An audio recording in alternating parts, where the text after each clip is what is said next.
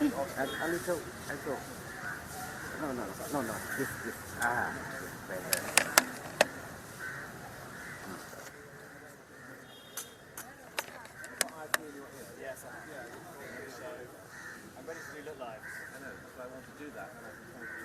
Good afternoon.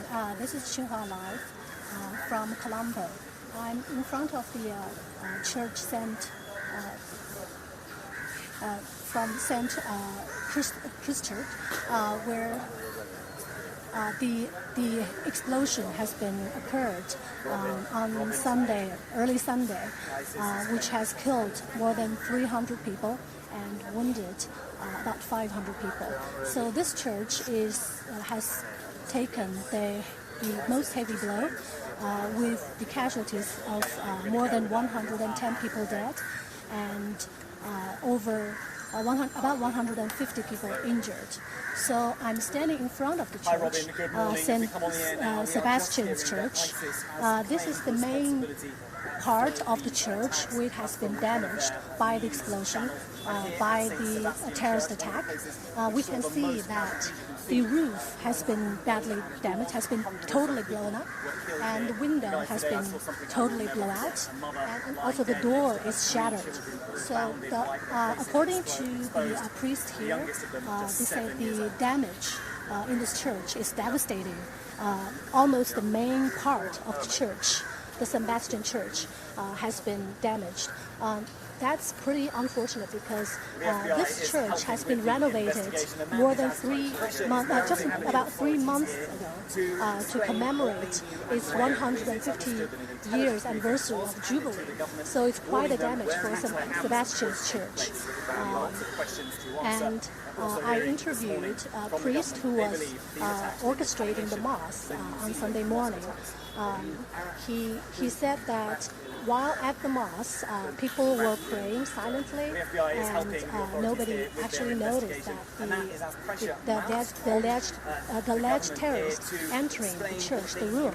So while during the praying, suddenly there was this deafening explosion occurred, and then the main part of the church has been ripped off, and there's a very heavy damage.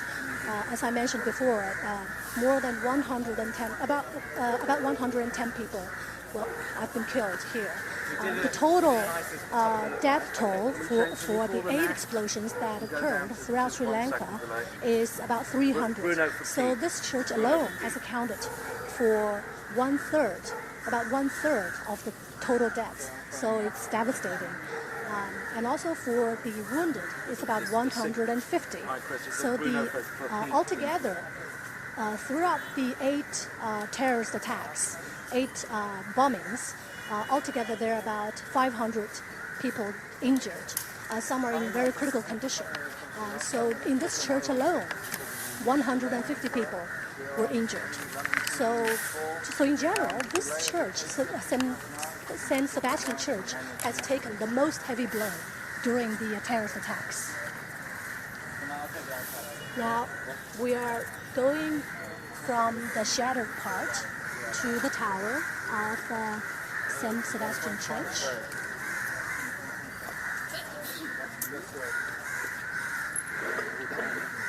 You can see that the staff there and volunteers there are trying to repair the damaged door. The whole room was shattered into rubble.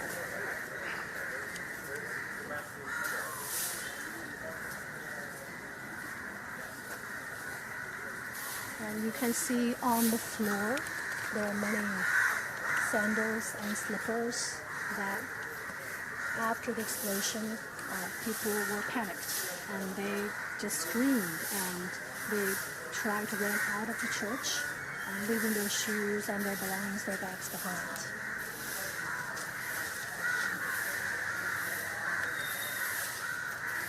Now you can see the interior of the church. You can see that it's completely destroyed. There's almost nothing left, just the mud on the floor.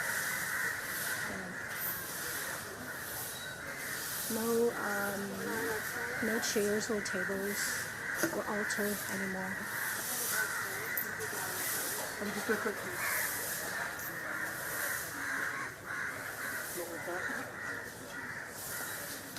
So the 8 explosions all occur on Sunday during the Easter holiday. So the 6 of them happened in the morning, with 3 attacks occurred in 3 churches. One is St. Sebastian's, and one is St. Antoni's. St. Antoni's suffered comparatively lighter casualties compared to St. Sebastian's. St. Antony's Church is located in Colombo, in the capital city of Sri Lanka, and this St. Sebastian's Church was located in a city named Negombo, which is located on the west side of Colombo, about a 1-hour drive from Colombo. This neighborhood is a Catholic neighborhood, so people living around this place is mainly, the majority of them are Catholic.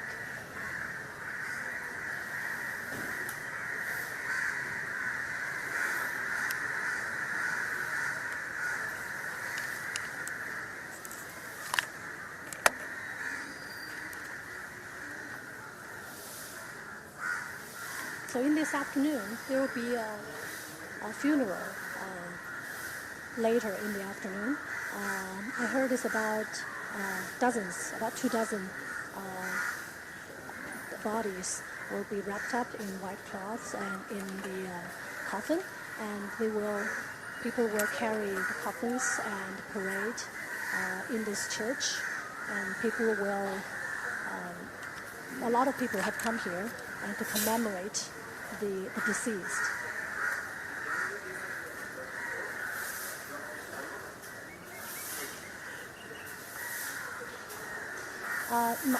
My colleague, the photographer, has shoot some very touching and sad pictures in the neighborhood this morning. There are 2 families who hold the funeral together, and altogether 7 people died, 4 in one family and 3 in the other family, including children.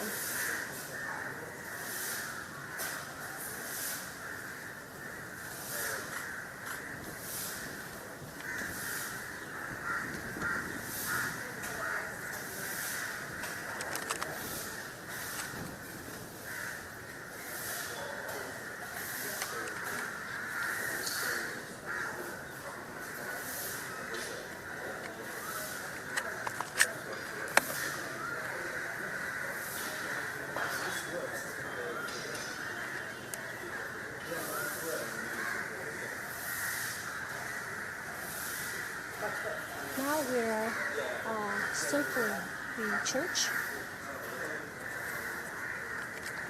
Luckily, the tower part was not damaged because although it's a connected building, but the tower and the main room and the other lower tower, although they're connected, but luckily the wall separating them are pretty solid and pretty thick. So luckily, it's only the main frame in the church was damaged, and the 2 towers are more or less damaged, but not completely damaged.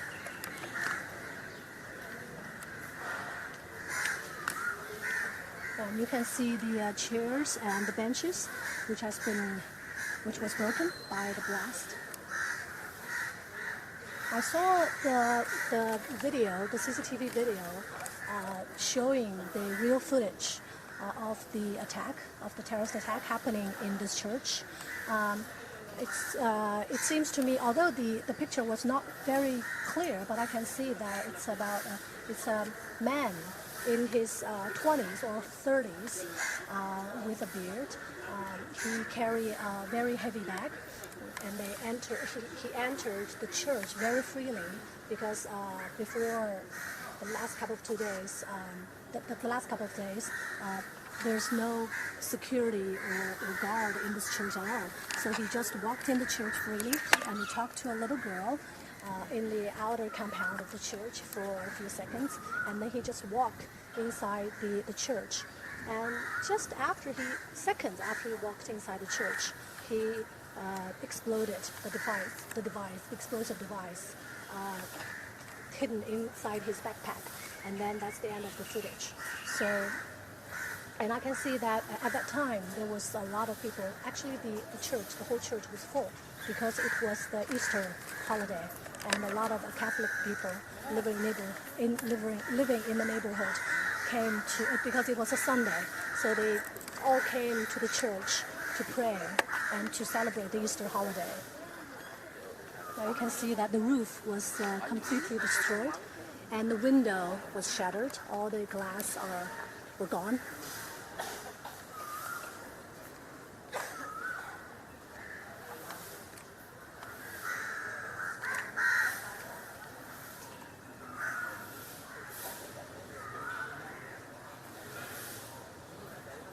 The Sri Lanka government has announced today as the National Memorial Day.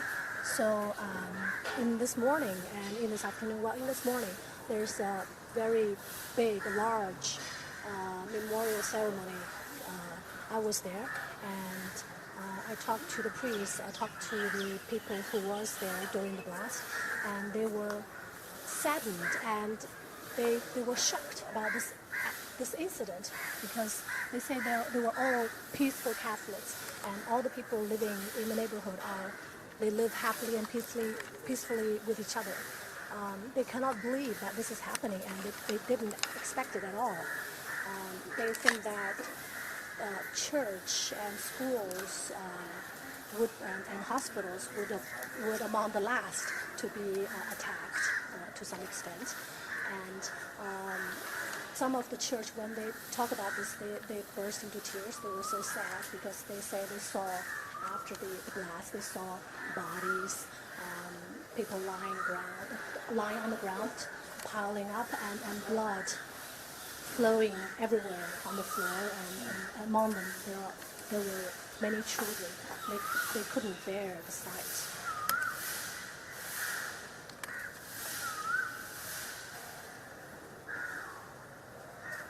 And when I asked them how they feel about the incident, do they feel angry? They say no, they don't feel angry at all, but they feel sad and depressed, and they think it's a huge event. And at this critical moment, they call for calmness and peace and unity. I also interviewed some of the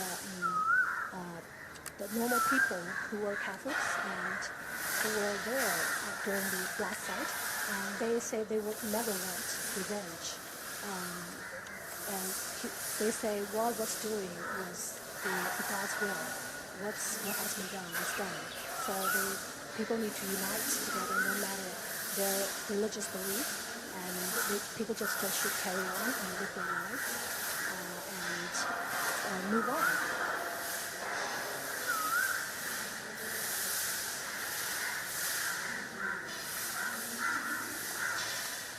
This is I haven't seen this part yet. This is the other side of the church. So the interior is generally intact. It hasn't been afflicted by the bombing that much. So generally speaking, this tower building is intact, is okay, with minor damage.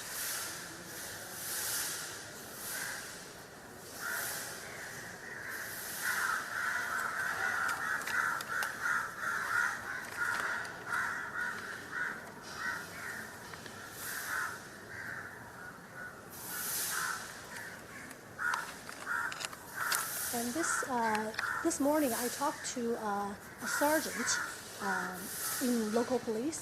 They said after the incidents, all the Sri Lankan policemen and military has been geared up they all cancel their leave and return to their stations. Last night, when I arrived, I can obviously feel that the security has been tightened up to a large extent. I took the taxi from the airport to my hotel, and because it was this nation now is under curfew and under the state of emergency, so that means the military has been given more power, and we have been checked by policemen and soldiers for many times, asking us to present the curfew pass. This is the stadium that they held for the ceremony this morning to commemorate the deceased and the injured. So you can see that the main color is black and white.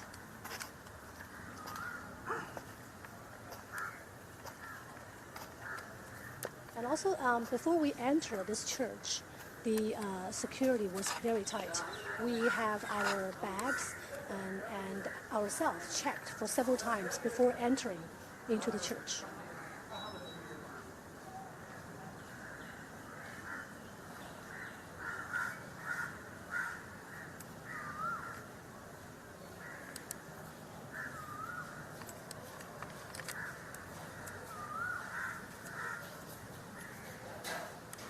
This is the place that the morning prayers was held today.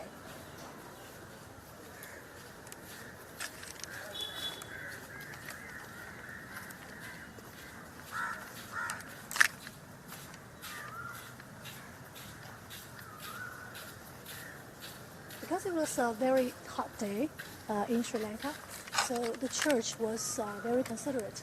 It held this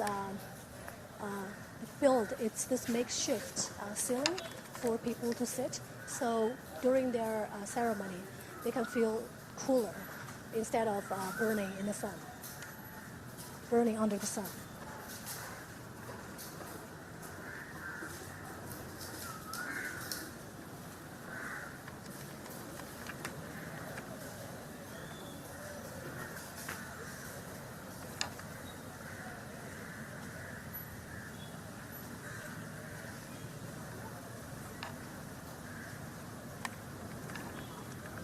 So the Sri Lankan government has bravely announced that today is the National Memorial Day and asked everybody to remain calm and peace and use the National Catholic spokesperson this morning told me that he urged all the people, not just Catholics, to, at this critical moment, to use their brain instead of use their feelings to endure this huge, heavy loss and suffering. Because this is not the time to be too emotional. Of course, when I talked to a civil engineer this morning, and he said, well, the physical wounds may recover to some extent, but the psychological trauma and the emotional trauma will never to be healed. And some of the Sri Lankans, they expressed their dissatisfaction towards the response of the Sri Lankan government for the multiple terrorist attacks, because there have been reports and that the Sri Lankan intelligence has been informed in April that there might be, by American and Indian intelligence, that there might be terrorist attacks on this country. But the intelligence agency, they received intel, but the Prime Minister's office said they never received this intel, so there's no follow-up response against this kind of emergency, this kind of attacks.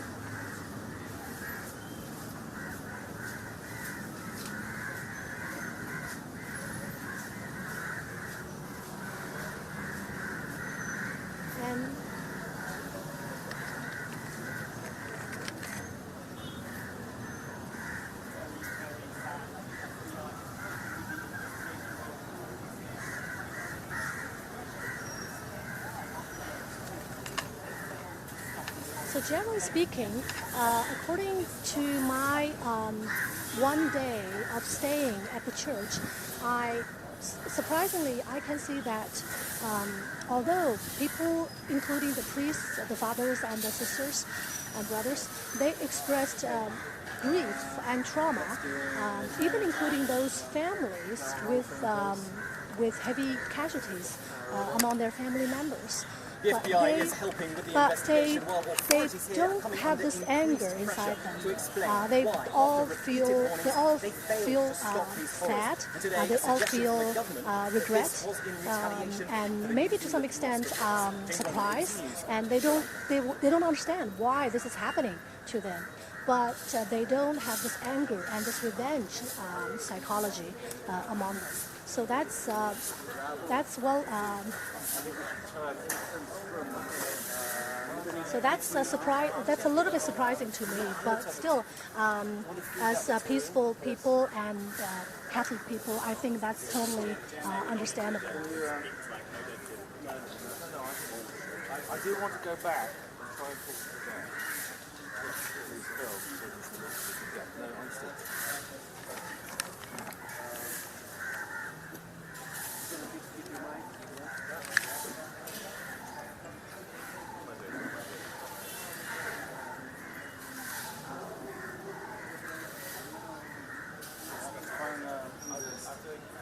So now I'm back to where I started.